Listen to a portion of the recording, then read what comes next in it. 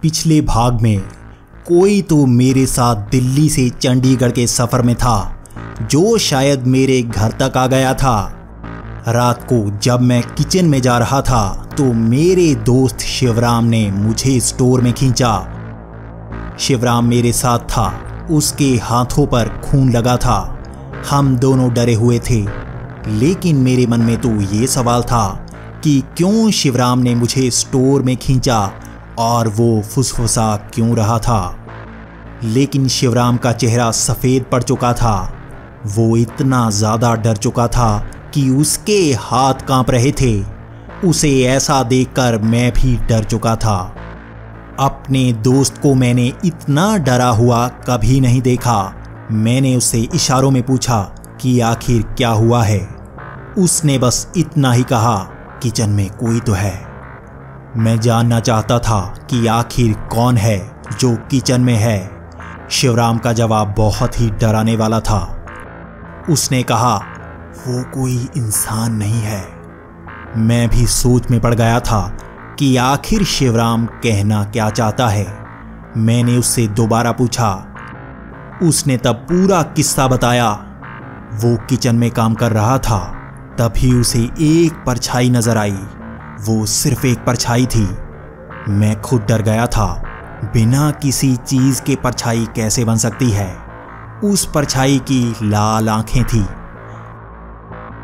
उस परछाई ने बिना छुए शिवराम को इतना नुकसान पहुंचा दिया था। शिवराम के शरीर पर खरोंच के निशान थे। अब हम दोनों डर चुके थे। मैंने भी शिवराम को पिछली रात का पूरा किस्सा सुना दिया। तभी किचन से किसी के चलने की आवाज़ आई। वो आवाज़ धीरे धीरे हमारे पास आ रही थी। हमारा डर बढ़ता जा रहा था। वो चलने की आवाज़ स्टोर के दरवाजे तक आकर बंद हो गई थी। हम दोनों डरे हुए दरवाज़ा खुलने का इंतज़ार कर रहे थे, लेकिन दरवाज़ा नहीं खुला। हमारे कान में पीछे से आवाज़ आई, क्या मुझे ढूंढ रहे थे? हम दोनों दरवाज़ा खोलकर बाहर की तरफ भागे। हम घर से बाहर आ चुके थे। जब हम काफी दूर तक आए तब हमने घर की तरफ देखा। एक खिड़की पर वो परछाई नजर आ रही थी। हम वहां से भागकर पास में ही रजत के घर आ गए थे। उसने हमसे पूछा कि क्या हुआ। हम दोनों एक दूसरे की तरफ देख रहे थे।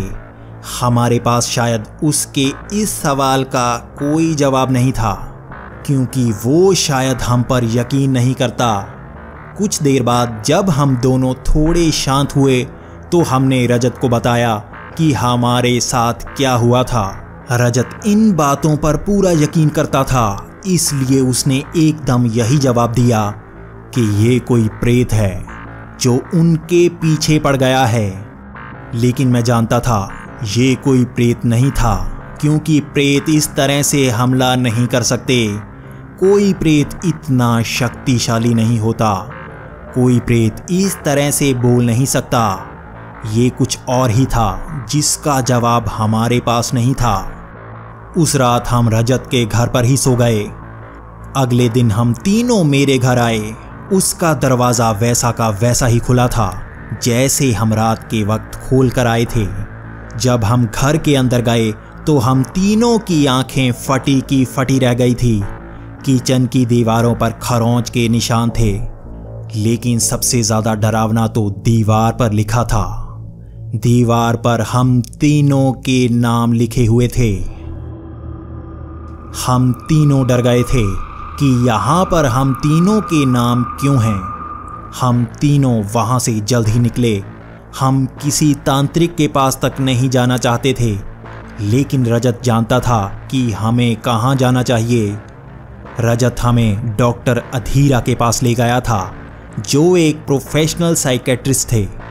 हम सोच रहे थे कि आखिर एक साइकेट्रिस्ट हमारी कैसे मदद कर सकता है, लेकिन डॉक्टर अधीरा से बात करके हम जान चुके थे कि वो कितना ज़्यादा जानते थे। जब हमने डॉक्टर अधीरा को सब कुछ बताया तो वो कहने लगे कि उन्होंने पहले भी ऐसा कुछ देखा है। वो इसका इलाज भी जानते थे। वो कह रहे थे उनके पास इलाज करवाने आए सभी लोग दिमागी बीमारी से ग्रस्त होते हैं, लेकिन कभी कभी वो किसी बीमारी से नहीं बल्कि सच में किसी अजीब सी शक्ति की कैद में होते हैं। हम डॉक्टर अधीरा से जानना चाहते थे कि अब हम उससे छुटकारा कैसे पा सकते हैं, तो उनका कहना था जो मेहमान आया है उसे छोड़ना भी होगा और जितना जल्दी ऐसा हो सके उतना ही अच्छा है। शाम हो चुकी थी, हम चारों मेरे घर आए। हम डॉक्टर अधीरा को किचन दिखाना चाहते थे, लेकिन जब हम किचन में पहुंचे तो हमारा डर बहुत ज़्यादा बढ़ गया था, क्योंकि दीवारों पर हम तीनों के नाम तो मौजूद थे, लेकिन उसी के साथ वहां पर एक और नाम डॉक्टर अधीरा का भी आ गया था। लेकिन जितना हम डर रहे थे उससे ज़्यादा डॉक्टर अधीरा डर चुके थे। उन्होंने आगे कुछ नहीं कहा और बस इतना कहा, गाड़ी में बैठो। हम सब मेरी उसी गाड़ी में बैठकर उसी रास्ते पर चल पड़े। हम पूरे रास्ते पर डॉक्टर अधीरा से पूछ रहे थे कि आखिर क्या मामला है, लेकिन डॉक्टर अधीरा ने एक शब्द तक ना कहा। हम उसी जगह पर पहुंच चुके थे जहां पर मेरे साथ वो घटना घटी थी। उस जगह पर एक तरफ एक बहुत बड़ा पीपल का पेड़ था। हम वहां पर गए और गाड़ी को पार्क कर दिया। हम बस डॉक्टर अधीरा के साथ जा रहे थे। हमने उस पेड़ का एक चक्कर लगाया। जब हम गाड़ी की तरफ आ रहे थे तब हमें महसूस हुआ वो पूरा कब्रिस्तान था जिसके पास से वो सड़क जा रही थी।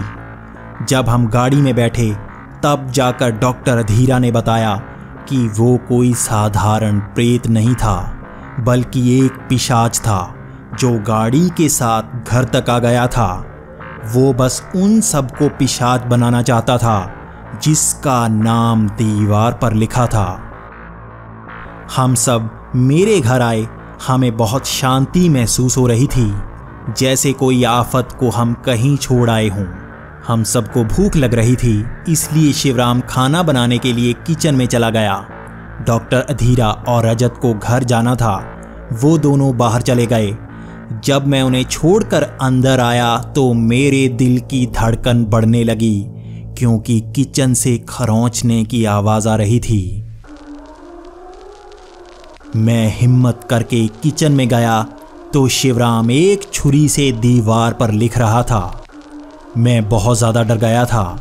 शिवराम दीवार पर लिख रहा था, फिर मिलेंगे। लेकिन उससे ज़्यादा डर मुझे इस बात का लग रहा था कि शिवराम की कोई परछाई नहीं बन रही थी।